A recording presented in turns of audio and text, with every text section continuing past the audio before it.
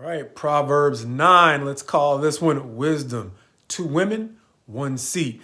In this proverb that seems to describe 2 women, the one wisdom and the other folly, both calling out to roughly the same target group, as verses 1 through 6 describe wisdom's call, verses 13 through 18 at the end describe folly's call, and in the middle, verses 7 through 12, for the most part, describe that target market, that being generally two different types of hearers. One, the scoffer or the wicked man, not likely to listen to wise counsel, but then on the other hand, the wise man and the righteous man, all hanging in the balance between these 2 women who, oddly enough, share some things in common with at least one key difference. First, the similarities.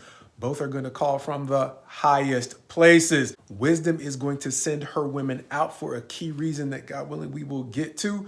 Folly, on the other hand, will sit at the highest places. Both women calling to the same target market.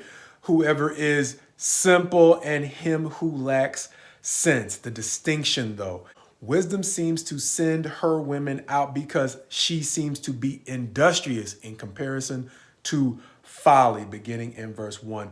Wisdom has built her house. She has hewn her 7 pillars. She has slaughtered her beasts. She has mixed her wine. She also has set her table, and she has sent out her young women to call from the highest places, as verses 1 through 3 will read. In contrast, in verse 14, folly sits at the door of her house. She takes a seat on the highest places of the town, calling again to those who pass by, ironically enough, who are going straight on their way, not necessarily looking for trouble, but asking them to turn into her for counsel.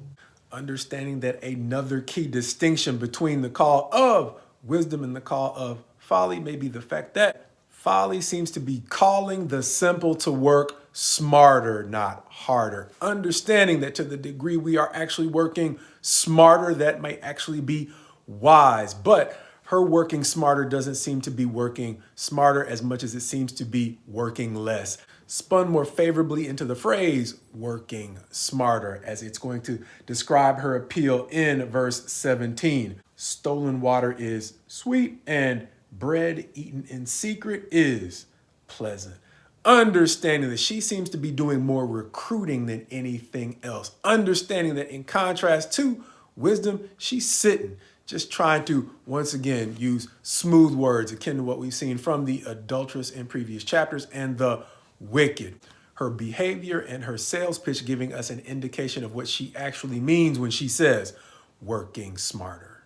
And understanding that the proverb seems to describe both women as calling the simple into a life of abundance, it seems that folly is calling them into a life of abundance marked by cutting corners. Once again, sitting and stealing, as opposed to the legitimately hard work that seems to be characterized by wisdom in this chapter.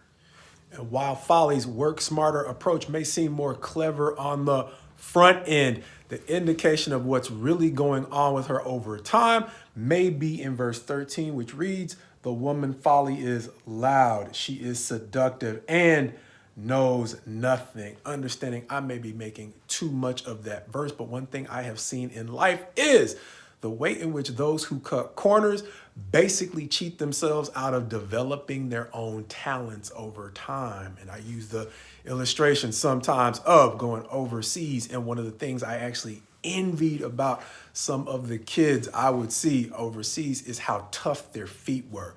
Not having shoes is a disadvantage, but having to work out daily life without shoes gave their feet a toughness I could not imitate. I couldn't fake it. I couldn't impersonate it. It was just a toughness they had earned. And so understand that when wisdom is actually working in this chapter, she is developing a skill set that folly cannot fake or imitate. And so folly may find itself in a situation where it is constantly trying to respin its mediocrity into some form of excellence, or even worse, slandering or disparaging excellence when over time, working harder really was working smarter.